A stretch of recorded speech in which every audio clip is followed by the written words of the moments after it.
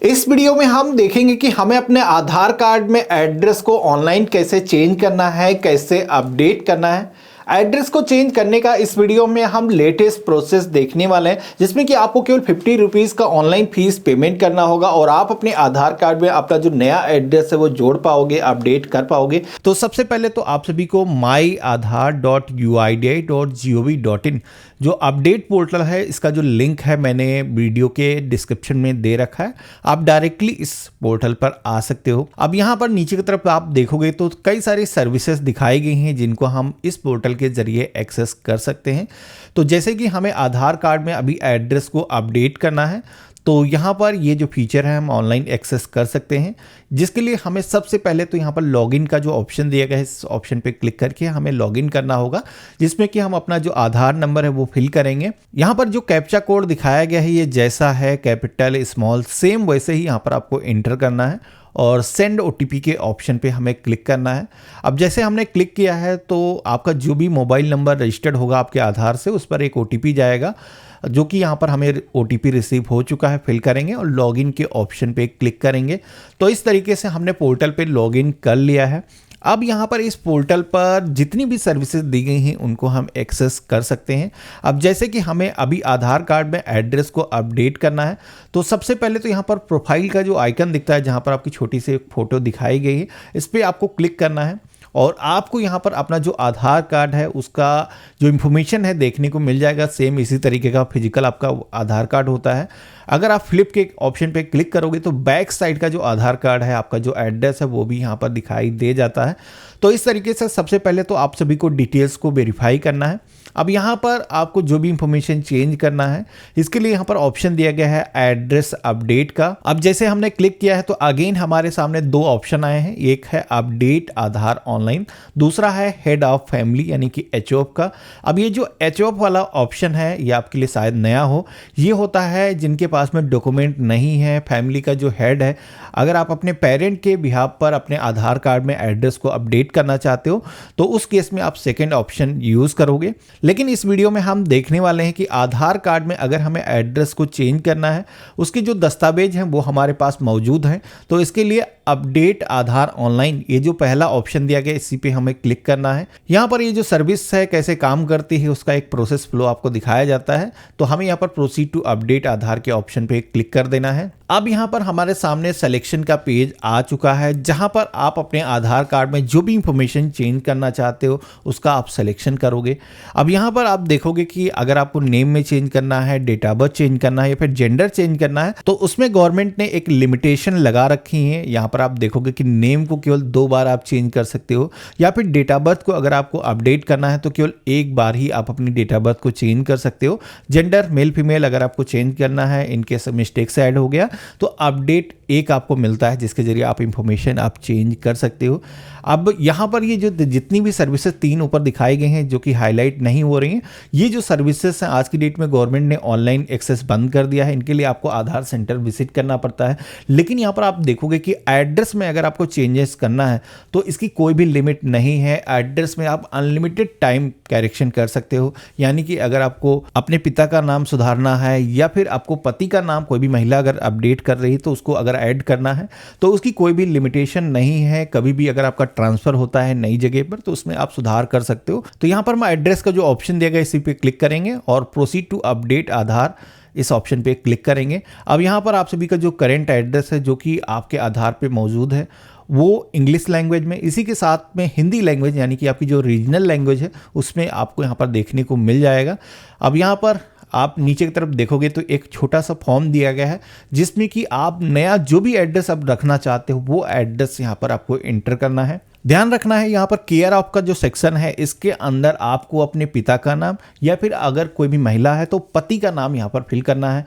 यहाँ पर कई सारे लोग मिस्टेक कर देते हैं, यहाँ पर वाइफ ऑफ या सन ऑफ ऐसे लिखते हैं, तो वो आपको सिंबल यूज नहीं करना है, डायरेक्टली आपको नेम को यहाँ पर मेंशन करना है। तो यहाँ पर जैसे ही मैंने इंग्लिश लैंग्वेज में नेम को टाइप किया है पेरेंट के, और उसके बाद में नीचे की तरफ आप देखोगे तो यहाँ पर हमारे फादर का जो नेम है वो हिंदी लैंग्वेज में ऑटोमेटिक आ चुका है। अब नीचे की तरफ आना है, आपको सेकंड लाइन दी गई है house and building apartment name का। अब यहाँ पर अगर आप शहरी क्षेत्र से हो तो आप अपना हाउस नंबर, जिस भी अपार्टमेंट में रहते हो, बिल्डिंग नेम यहाँ पर आप इंटर करोगे। अगर आप ग्रामीण क्षेत्र से हो तो अगर आपका हाउस नंबर अलॉट हुआ है, आपके आईडी प्रूफ पर मेंशन है, तभी आपको यहाँ पर हाउस नंबर इंटर करना है। अदरवाइज आपको अपना जो ग्राम है, गाँव का नाम है, यहाँ पर इंटर कर देना है। अब जैसे कि हमारे पास में हाउस नंबर मौजूद है, कुछ इस तरीके से एग्जांपल मैं आपको दे रहा हूं, आप यहां पर ऐड कर सकते हो। इसके बाद में स्ट्रीट रोड लेन के सेक्शन में आना है, जिस तरीके से आपका एड्रेस है यहां पर भी आपको डिस्क्राइब कर देना है। एरिया लोकेलिटी सेक्टर में आना है। अब यहां पर आपका जो भी सेक्टर लगता है, ग्रामीण क्षेत्र से हो तो आपको अपने गाँव का जो नेम है वही यहाँ पर एंटर करना है।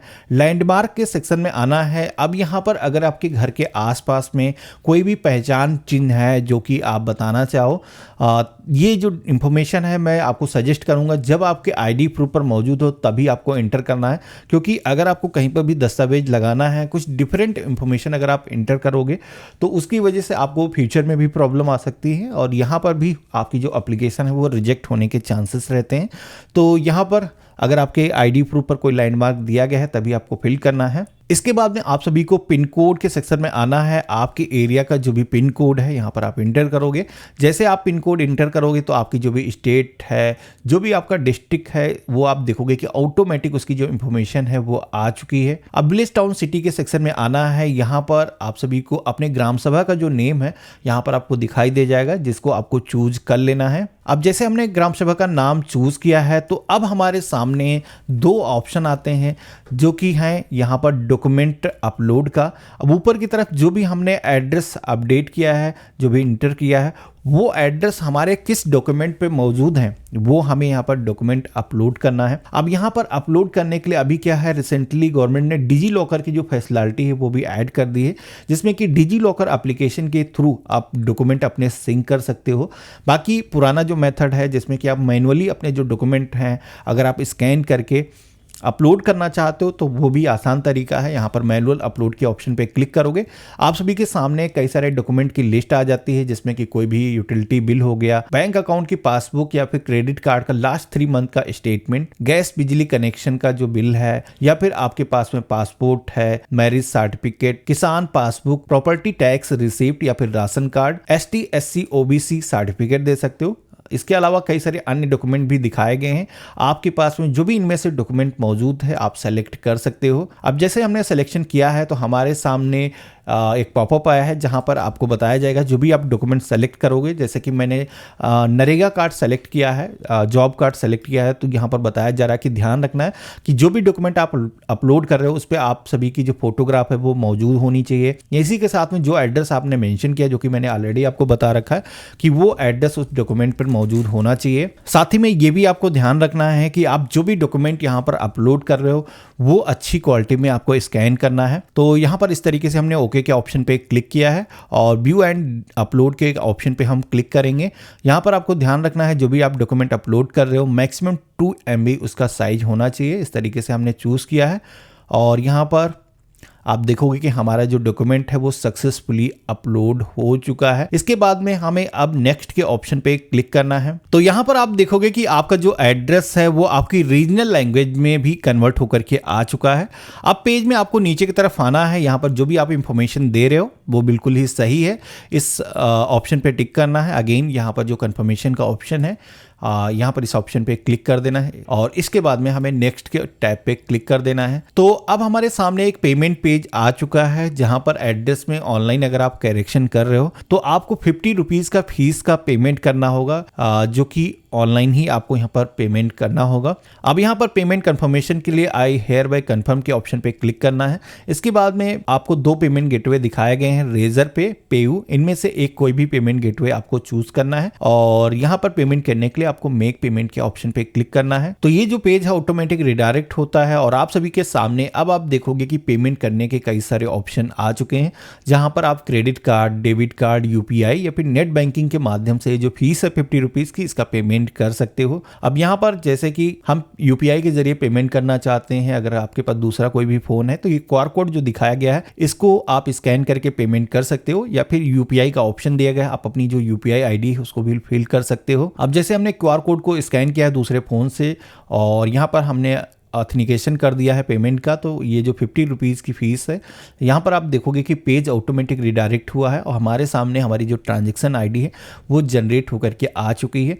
और ये जो पेज ऑटोमेटिक रिडायरेक्ट होता है और आप दोबारा से UIDAI के पेज पर आ जाते हो, जहां पर आप देखोगे कि 50 रुपीज़ का जो आपने फीस का पेमेंट किया है उसकी जो रिसिप्ट है वो जनरेट होकर के आ चुकी है। ये जो रिसिप्ट है इसको डाउनलोड एक्नॉलेजमेंट के ऑप्शन पे क्लिक करके आप डाउनलोड कर सकते हो। तो यहाँ पर अपडेशन की जिस तरीके से आप किसी आधार सेंटर पर जाकर के रिक्वेस्ट दर्ज करते हो, उसी तरीके से यहाँ पर ये जो स्लिप है दी गई है जिसपे आपका आधार नंबर मौजूद है और इस पर आप सभी को SRN नंबर यानी कि सर्विस रिक्वेस्ट नंबर भी दिया गया है। SRN नंबर के जरिए अपनी जो रिक्वेस्ट है अपडेशन की उसको चेक कर सकते हो कि आपका आधार कार्ड में एड्रेस चेंज हुआ है या नहीं हुआ है। तो सबसे पहले तो सेव के ऑप्शन पे क्लिक करेंगे। इस तरीके से ये जो स्लिप है इसको हम डाउनलोड कर लेंगे और ट्रैक करने के लिए आप दोबारा से होम पेज पर भी आओगे तो नीचे की तरफ आप सभी को जितने भी SRN नंबर होंगे जो रिक्वेस्ट आपने दी होगी अपने आधार कार्ड में करेक्शन करने के लिए, तो लॉगिन करते ही आप सभी को उनका जो SRN नंबर है नीचे की तरफ दिख जाएगा और उसका जो करंट स्टेटस होगा वो भी यहाँ पर देखने को मिल जाएगा। जैसे कि आप देखोगे कि हमारी जो रिक्वेस्ट है